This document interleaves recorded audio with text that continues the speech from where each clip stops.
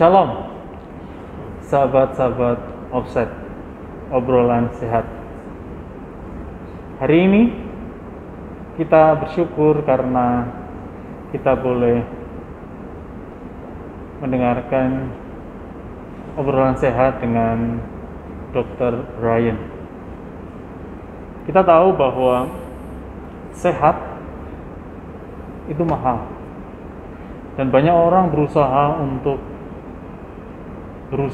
menjadi sehat, memiliki tubuh yang sehat, dan banyak upaya-upaya yang dilakukan oleh banyak orang untuk tetap sehat, menjaga tubuhnya dengan sehat, dengan olahraga, dengan menjaga stamina, dengan mengkonsumsi gizi yang sehat dan sebagainya.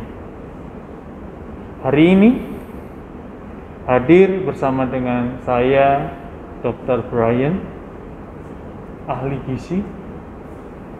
Kita akan bincang-bincang tentang gizi yang sungguh berguna bagi tubuh kita agar tetap sehat. Selamat datang Dr. Brian. Selamat datang. Terima kasih dokter. Ya, terima kasih. Ya dokter.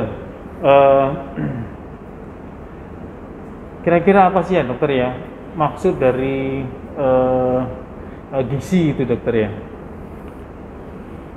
Gizi itu sebenarnya kalau cuman kata gizi aja itu memang menimbulkan suatu persepsi yang sangat luas. Dari bagian gizi, dari masyarakat awam mempunyai tanggapan yang berbeda-beda. Secara umum, gizi itu dapat kita artikan menjadi hal-hal yang berhubungan dengan zat makanan dan ilmu-ilmu yang berkaitan dengan zat makanan ini.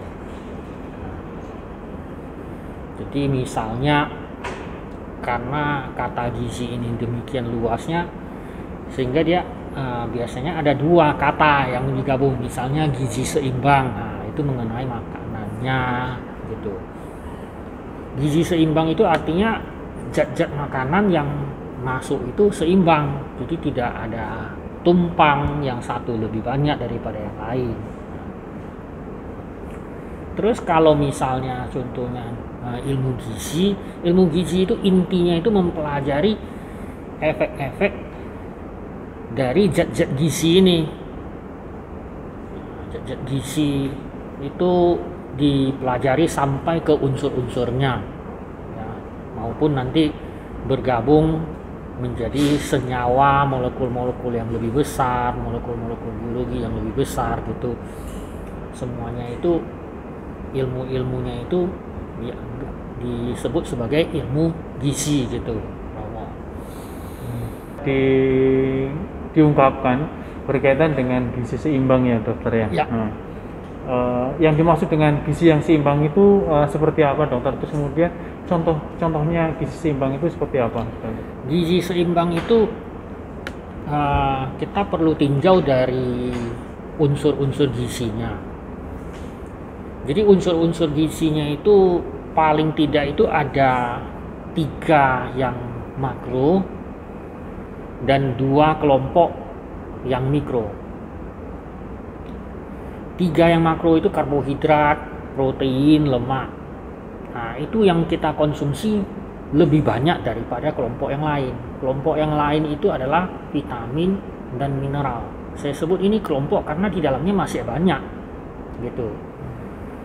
Sebenarnya ada 2 tambahan lagi, yaitu air sama serat. Jadi kalau diantaranya ini 7 ini tidak seimbang, itu hasilnya menimbulkan masalah gizi.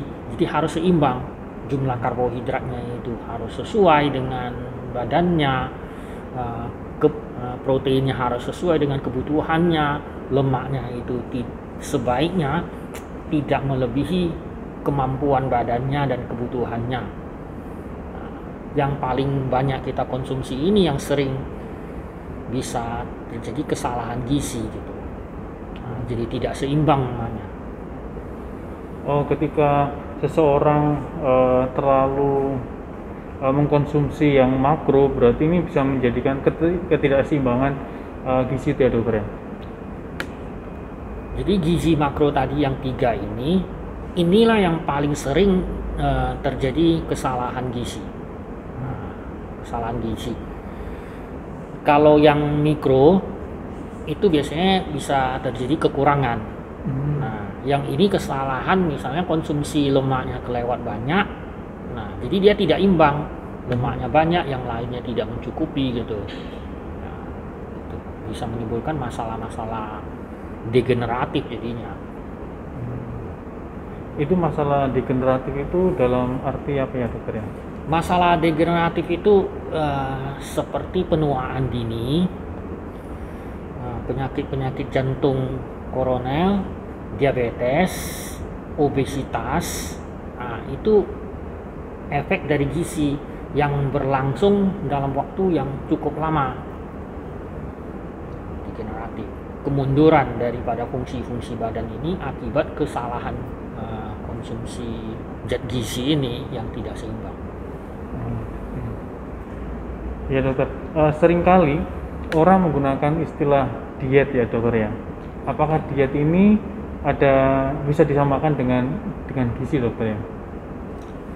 Diet sebenarnya adalah pengaturan makan atau pola makan. Jadi tadi kan gizi itu adalah zat makanan sama ilmunya. Nah, mengenai makanannya, polanya itu salah, dibenarin, itu disebut dengan diet. Nah, jadi dietnya itu bisa tinggi kalori, bisa rendah kalori, bisa tinggi serat, bisa rendah serat, bisa diet untuk penyakit-penyakit tertentu. Jadi dietnya itu adalah pengaturan pola makan dari segi jumlahnya dan jenisnya. Apakah kebutuhan gizi tiap-tiap orang itu sama dokter? Tentu saja kebutuhan setiap orang itu berbeda, Romo. Nah, kebutuhan zat gizi itu tergantung jenis kelamin, tergantung umurnya, dan sebenarnya juga ada hal lain, tapi yang paling mendasar itu adalah 3 ini, jenis kelamin, umur, dan berat badan. Untuk orang dewasa tergantung tinggi badan juga. Oh, semakin badannya tinggi, semakin besar itu berarti kebutuhannya lebih besar, Romo. Apakah di dalam perjalanan gitu dokter ya, bisa terjadi kelainan umur 40 tetapi malah malah punya keinginan punya nafsu makan lebih banyak dibanding tahun-tahun sebelumnya? Apakah ada kemungkinan seperti itu, kelainan seperti itu? Benar, ada begini. Jadi umur berjalan, namanya penuaan, bisa menjadi suatu kemunduran daripada fungsi-fungsi badan kita yang tadinya bisa mengendalikan, malah sekarang saluran cernanya lebih sensitif. Nah, terus sebenarnya waktu pertumbuhan itu, waktu masih remaja, pertumbuhan cepat itu membutuhkan makanan yang banyak, katakanlah kalori yang banyak. Nah, itu diteruskan terus. Setelah dewasa diteruskan juga, padahal kebutuhannya menurun, maka orangnya ini akan makin gemuk. Nah, karena dia banyak yang dideposit, jumlah makannya tetap, yang dipacu oleh dulunya waktu kebutuhan meningkat itu, sekarang kebutuhannya itu berkurang, berarti banyaklah depositnya itu, makanya orangnya cenderung menjadi gemuk gitu. Dan untuk mengatasi kegemukan ini hanya dilakukan dengan diet itu ya dokter, pola makan itu ya? Untuk mengatasi kegemukan ya Romo, Iya. itu ada dua hal. Jadi prinsip yang paling mendasar ini ada dua hal.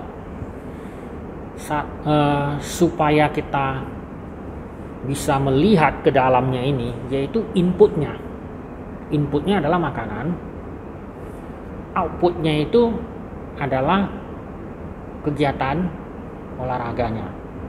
Nah, dua ini disebut dengan gaya hidup. Nah, gaya hidup itu bisa kita terjemahkan gampangnya dua. Jadi asupan makanan yang masuk dan aktivitas atau olahraga yang dilakukan. Kalau dua ini tidak seimbang, yang masuk lebih banyak daripada yang dikeluarkan, tentu banyaklah depositnya itu, orangnya akan gemuk. Iya dokter. Tetapi demikian pula sebaliknya dokter ya? Sebaliknya begini juga. Nah, jadi kalau yang dia asup itu berkurang karena berbagai hal, nah terus aktivitasnya masih tetap begitu, mungkin karena asupannya itu terhalang karena penyakit atau apa saja, nah, tapi aktivitasnya tetap seperti semula, ya makin kurus orangnya, makin kurang gizi jadinya. Oh, jadi orang bisa kekurangan gizi karena asupannya itu terlalu sedikit ya dokter ya? Bagaimana cara menghitung BMI itu, dan kira-kira ukuran yang ideal bagi seseorang di dalam BMI itu berapa dokter? BMI itu cara hitungnya itu adalah berat badan dibagikan dengan tinggi badan, tapi tinggi badannya itu dikuadratkan dulu. Nah, berat badannya itu dalam satuan kilogram, tinggi badannya itu dalam satuan meter. Nah, setelah dibagikan nanti ada angkanya. Angkanya itulah ada kelompoknya, yaitu yang normal atau underweight atau malah severe underweight. Nah, terus yang di atasnya juga ada, yaitu overweight, obesitas 1, obesitas 2, dan obesitas 3 itu adalah obesitas morbid. Sakitnya adalah obesitas gitu. Morbid itu kan artinya sakit. Nah, itu pengelompokan dari BMI-nya ini menunjukkan status gizi seseorang. Angka normalnya itu adalah 18,5 sampai 23 untuk orang Asia. Untuk orang Asia termasuk orang Indonesia. Nah, untuk yang orang bule, nah itu angkanya lebih besar, 18,5 sampai 25. Itu mengapa dokter ada perbedaan skala itu ya? Nah, perbedaan karena secara genetik orang bule itu kan lebih besar. Kalau di Indonesia angka obesitasnya itu apakah banyak atau sedikit dokter? Angka obesitas itu lumayan banyak di Indonesia. Jadi Indonesia ini menghadapi sebenarnya ada 3 beban, triple burden. 1, kelebihan gizi yaitu obesitas. Kedua, yang disebut orang malnutrition, artinya undernutrition, itu kekurangan gizi. Satu lagi penyakit infeksi. Jadi ada 3 beban yang di Indonesia ini. Kalau di negara yang lebih maju, yang undernutrition itu udah cenderung hampir tidak ada di negara maju. Oh, di negara berkembang itu seperti negara kita, ya, undernutrition itu undernutritionnya juga lumayan. Nah, walaupun ya jumlahnya lebih kecil dibandingkan dengan yang negara obesitas. Ada pandangan masyarakat, orang berpandangan bahwa kalau orang kurus itu cenderung diidentikan dengan, oh ini kekurangan gizi ya. sedangkan orang gemuk obesitas gitu itu dikatakan sebagai orang yang kelebihan gizi. Apakah pandangan ini benar ya dokter ya? Ya, hampir benar 100%. Jadi memang kalau dia gizinya tidak seimbang, katakanlah lemaknya berlebih atau jumlah karbohidrat yang dikonsumsinya itu berlebih dari kebutuhannya, tentu dia akan dideposit.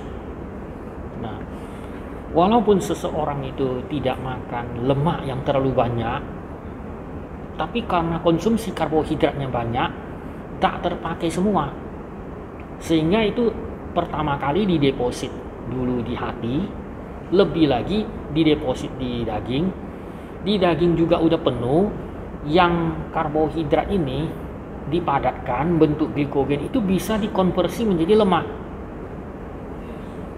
oleh badan kita. Jadi kita nggak heran banget bahwa kok orangnya tidak makan berlemak itu badannya bisa berlemak, karena badannya bisa mengkonversi cadangan makanan ini, cadangan energi yang berbentuk karbohidrat ini menjadi lemak gitu. Atau dia konsumsi lemaknya juga memang banyak. Nah, ya tentu total lemak badannya itu menjadi kelebihan. Nah, itulah yang kegemukan. Kegemukan itu yang bermasalah itu bukan cuman total berat badan, seluruh badan itu yang besar saja, tapi persen lemak di badannya itu juga berlebih. Nah, itu yang bikin masalah. Nah, itu yang disebut dengan betul-betul suatu kegemukan. Kalau total berat badannya cuma lebih aja, ya ototnya banyak, orangnya sehat, malah kuat gitu. Kalau yang kurang, nah, di antara 3 makronutrien ini ada kekurangannya. Terutama paling pertama itu yang bisa kurang itu mungkin karena penyakitnya itu asupannya kurang. Biasanya mulai dari karbohidrat. Ya, dokter, ketika orang sedang sakit, saya melihat bahwa porsi bagi mereka yang sakit itu sedikit sekali, gitu ya. Dan apakah itu asupan yang sedikit itu cukup bagi pasien yang sedang sakit? Padahal kalau misalnya sebelum sakit dia makan mungkin bisa 2 kali lipat atau 3 kali lipat ya dokter. Ya, begini Domo. Jadi orangnya kalau udah sakit, itu metabolisme badannya itu juga udah mulai terganggu, kacau. Otomatis selera makannya itu juga berkurang. Apalagi kalau dia sakit yang hebat-hebat, yang berat-berat sakitnya, nah, itu bikin dia mual-mual malah. Nah, ditambah lagi tentu sakit itu diobati, dapatlah obat. Sebagian obat bisa bikin mual, nah, sebagian juga mengiritasi saluran cerna. Nah, tapi yang mengiritasi saluran cerna itu udah diatasi sama pabriknya, dibungkuslah obatnya apalah gitu ya. Nah, cuman obatnya ini ya mau gak mau sebagian obat itu tetap ada punya efek samping bikin mual gitu. Dan sakitnya sendiri juga bikin nggak mau makan. Makanan yang tadinya dia rasa enak sekarang jadi rasanya kok nggak enak, malah sampai merasa pahit. Nah, gitu. Badannya sendiri gak enak, aduh malas makan lah. Nah, sehingga jumlah asupannya jadi berkurang. Dokter, seperti kita ketahui bahwa kebutuhan gizi itu kerap kali disesuaikan dengan jenis-jenis penyakit ya dokter ya. Ya. Bagaimana dengan gizi bagi penderita diabetes dokter? Karena mengingat bahwa di negara kita, negara berkembang ini, saya rasa banyak yang sakit diabetes ya dokter ya. Banyak.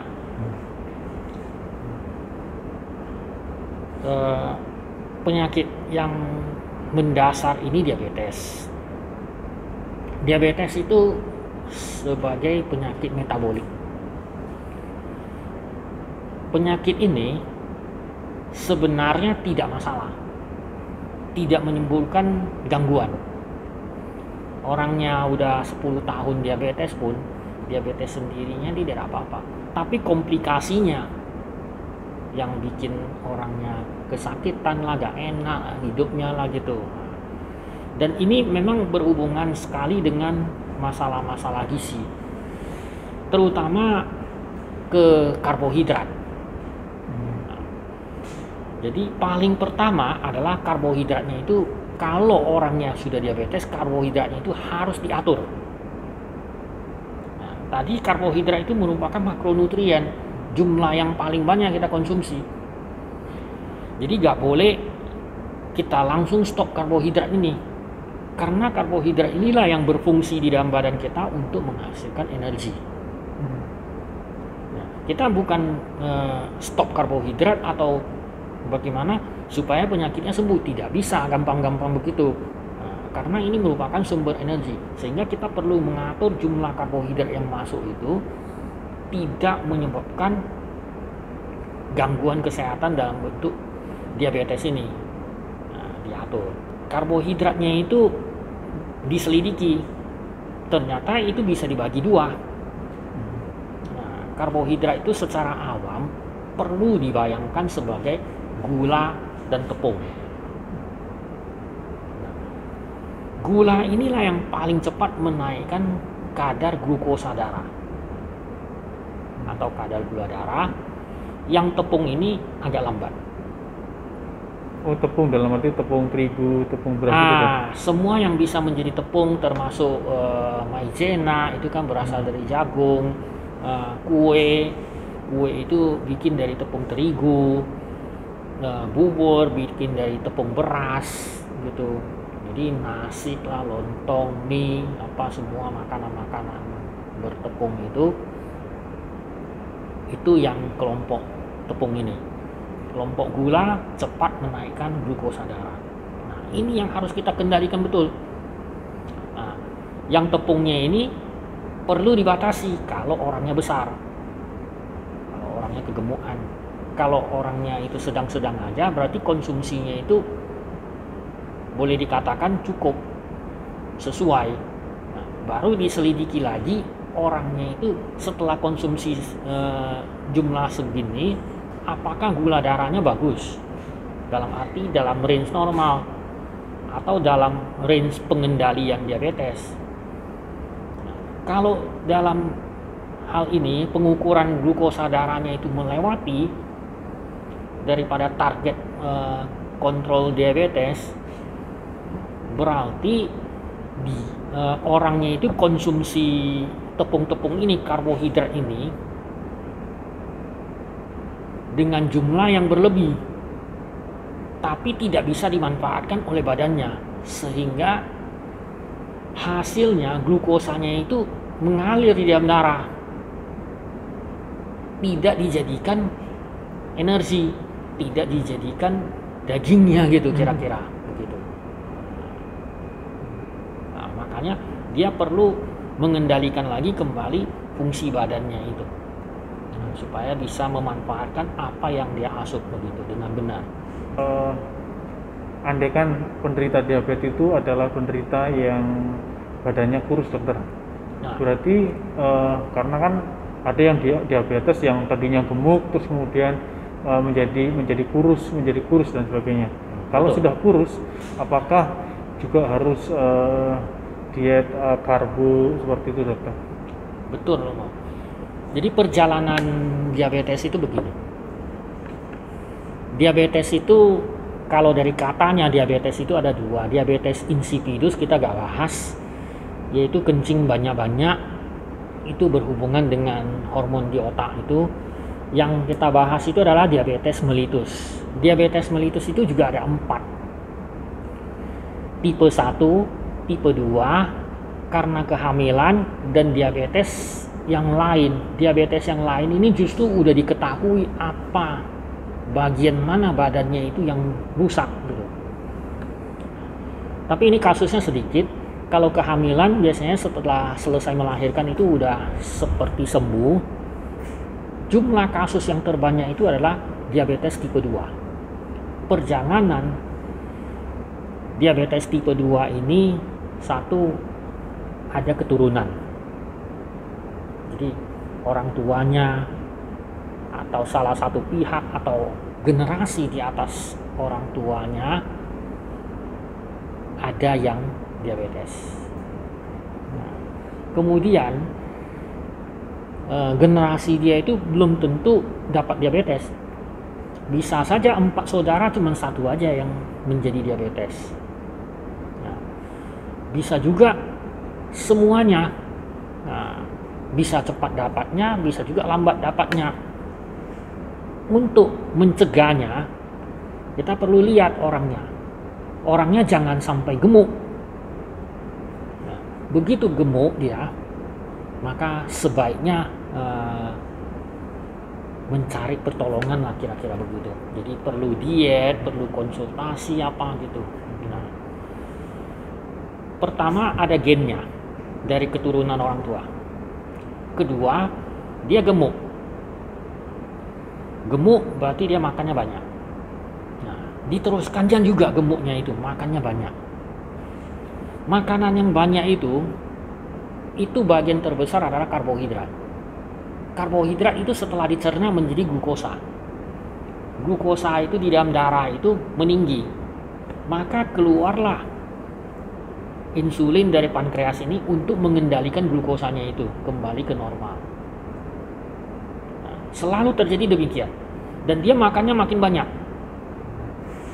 Nah, pankreasnya masih bagus, masih bisa mengendalikan kadar glukosa darahnya, masih membentuk badannya itu, ada cadangan lemak, ada otot, apa semuanya masih bagus terus. Berarti jumlah insulin yang dikeluarkan pankreas itu jauh lebih banyak daripada orang normal untuk mengatasi peninggian glukosa darahnya. Lama-lama pankreas itu capek. Maka jumlah insulin yang dikeluarkan itu sama dengan orang normal. Kalau demikian, glukosa yang banyak di dalam aliran darah itu tidak bisa dikendalikannya lagi, menjadi lebih tinggi dari orang normal. Dibiarkanlah glukosa itu naik, tapi tidak mencapai kriteria sebagai diabetes. Nah, inilah disebut sebagai prediabetes. Nah, sebenarnya prediabetes ada 2 juga. Ini berlangsung terus. Karena tidak ada gejala. Prediabetes itu biasanya tidak ada gejalanya, tidak ada sakitnya, tidak ada masalah kesehatan. Dia masih menganggap dirinya baik-baik, gemuk aja, biasa aja kok, gemuk aja. Nah, makin lama makin tinggi. Tadi insulinnya itu sebenarnya udah menjadi tidak cukup terhadap asupan karbohidratnya, menjadi tidak cukup. Maka tidak semua karbohidrat yang diasupnya itu diubah menjadi energi. Nah, tidak bisa dimasukkan ke dalam sel untuk dibakar menjadi energi. Orangnya akan terasa lemas karena kekurangan energi. Gak bisa masuk kan? Nah, begitu. Terus orangnya merasa capek, lemas. Tapi berat badannya bisa turun. Karena yang masuk itu, yang kelebihan itu nanti akan melewati ambang ginjal dan dibuang. Nah, termasuk selnya ini yang tidak mendapat asupan karbohidrat ini, glukosa ini, menjadi seolah-olah makan isi selnya. Dia menciut lah. Nah, orangnya itu bisa turun berat badannya tiba-tiba. Tanpa ada rasa sakit yang lain, tanpa curiga sakit yang lain. Nah, orangnya kurus tiba-tiba. Nah, di situ biasanya seseorang itu akan mencari pertolongan.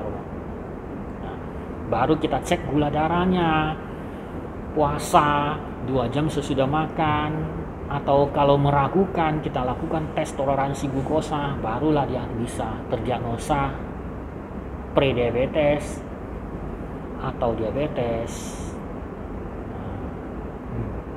Baru dia disebut sebagai diabetes.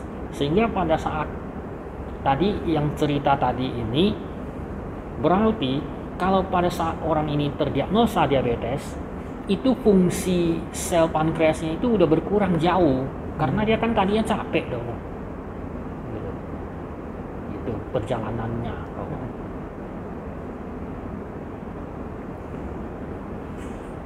Terus harus dikendalikan. Dia harus cari pertolongan. Jadi yang seperti Romo bilang tadi itu gemuk, kok bisa kurus, kok bisa itu dia perjalanan penyakit diabetesnya itu. Ya. Untuk menu dokter ya, untuk menu bagi penderita diabetes yang ideal itu seperti apa dokter? Berkaitan dengan mungkin juga menu apa saja yang boleh bagi penderita diabetes sehingga dapat membantu penderita diabetes itu untuk menjaga kestabilan glukosa ya dokter ya. Menunya kira-kira demikian. Rata-rata itu pertama-tama kalau orangnya itu gemuk, itu kita perlu turunkan menjadi sekitar 1900 kilokalori atau malah kita perlu turunkan berat badannya dengan pemberian kalori 1700 saja. 1700 gram dokter? 1700 kilokalori per hari Romo. Oh, 1000. Nah, untuk jumlah makanan kira-kira bentuk menu sekitar 1700 kalori itu orangnya ini kita cerita diabetes, seseorang itu telah terdiagnosa diabetes, maka makannya itu satu hari itu 6 kali. Oh, 6 kali dong? 6 kali. 3 kali makan utama, sarapan, makan siang, makan malam. Terus 3 kali snack atau selingan. Jadi tidak boleh makan besar dan makan kecil. Yang boleh itu adalah makan utama yang mengandung karbohidrat cukup banyak, dan makanan selingan itu juga sebagian mengandung karbohidrat tapi tidak sebanyak makan utamanya. Nah, mulainya dari sarapan.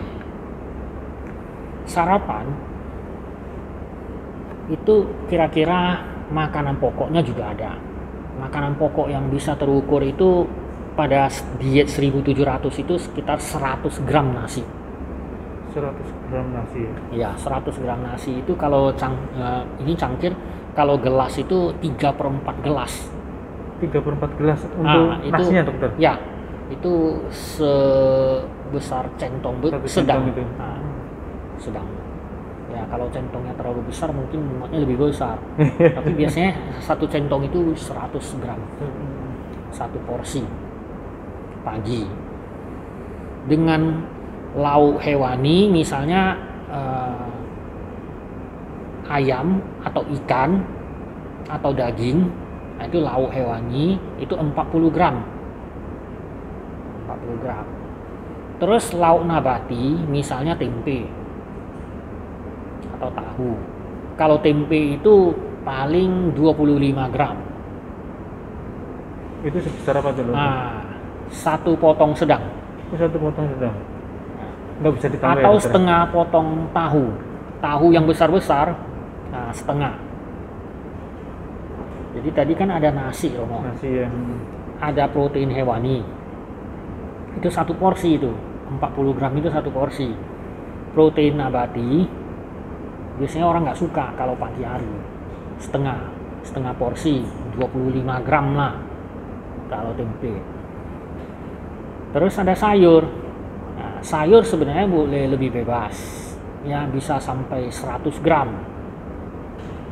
Nah, dengan ini sebenarnya pagi ini udah cukup. Nah, cukup. Terus baru snack siang jam 10.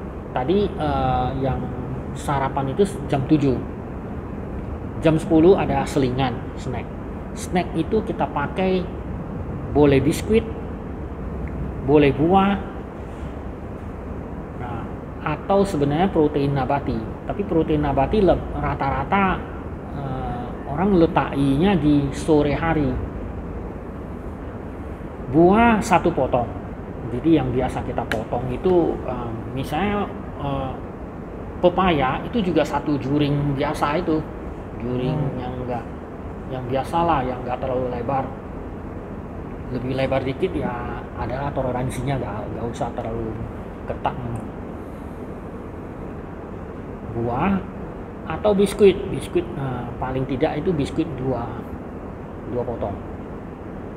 Nah, itu untuk siang supaya jangan lapar. Nah, baru makan siang nasinya itu bisa 2 centong, jadi mencapai 200 gram. Lauk sayur, lauknya nabati maupun hewani itu penuh, masing-masing 1 porsi. Jadi 1 porsi lauk hewani itu 1 potong ayam 40 gram, atau daging 40 gram juga, atau ikan yang 40 gram juga. Baru protein nabatinya itu tahu atau tempe, atau kacang merah. Kacang merah itu sekitar 50 gram bisa. Terus sayurnya juga 100 gram. Itu untuk makan siang. Sebenarnya makan siang itu paling banyak, paling besar. Baru sore itu sekitar 50 gram protein nabati, yaitu bentuknya bubur kacang hijau yang paling bagus. Baru makan malam itu sekitar jam 7 malam. Jam 7 malam itu makan, boleh mirip dengan makan siang, tapi sebaiknya itu lebih kecil sedikit dibanding dengan makan siang.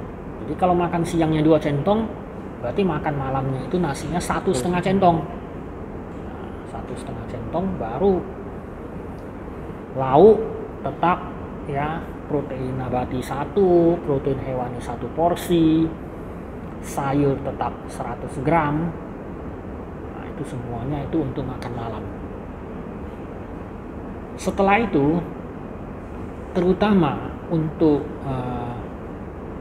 teman-teman yang kurang pengendalian glukosa darahnya, yang perlu suntik insulin, itu diperlukan 1 kali lagi selingan malam hari, sekitar jam 9 atau jam 10.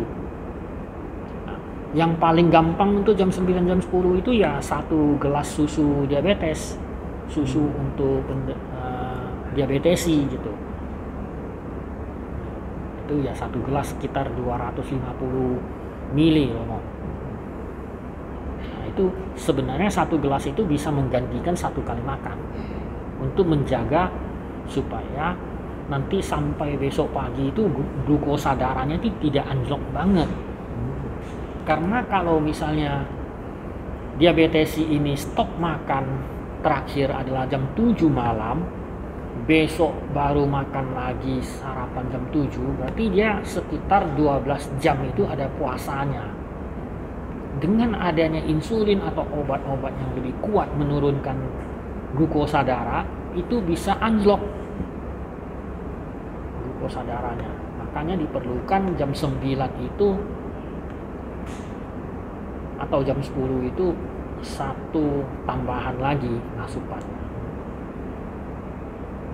Andai kan dokter, di malam hari asupannya diganti hanya dengan susu saja, jadi susunya 2 kali, pas waktu menu utama di malam hari itu susu, kemudian jam 9 itu juga susu, apakah itu baik untuk tubuh dokter? Ya, betul sekali Romo. Kalau memang kita mau kurangi total makanan, katakanlah total kalori, itu bisa dikurangi dari mulai makan malamnya ini.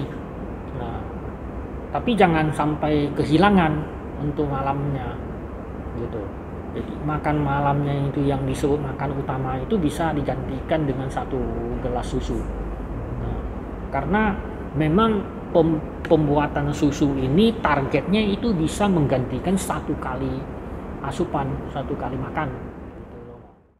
Sahabat Offset yang setia, kita baru saja mendengarkan obrolan sehat dengan Dr. Brian yang luar biasa terkait dengan soal gizi yang berguna bagi tubuh kita agar tetap terjaga kesehatan kita.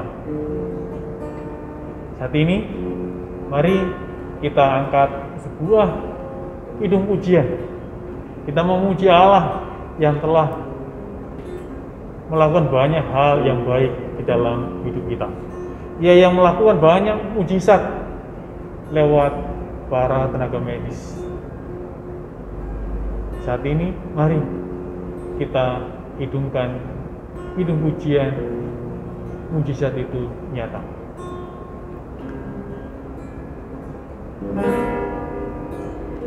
Tak terbatas kuasa-Mu, Tuhan, semua dapat Kau lakukan. Apa yang Kau lihat tak mustahil bagiku, itu sangat mungkin bagimu. Tak terbatas kuasa-Mu, Tuhan, semua dapat Kau lakukan. Apa yang Kau lihat tak mustahil bagiku, itu sangat mungkin bagimu. Di saat ku tak berdaya, kuasa-Mu yang sempurna. Ketika ku percaya, mukjizat itu nyata, bukan karena kekuatan, namun Roh-Mu ya Tuhan. Ketika ku berdoa, mukjizat itu nyata. Ketika ku berdoa, mukjizat itu nyata.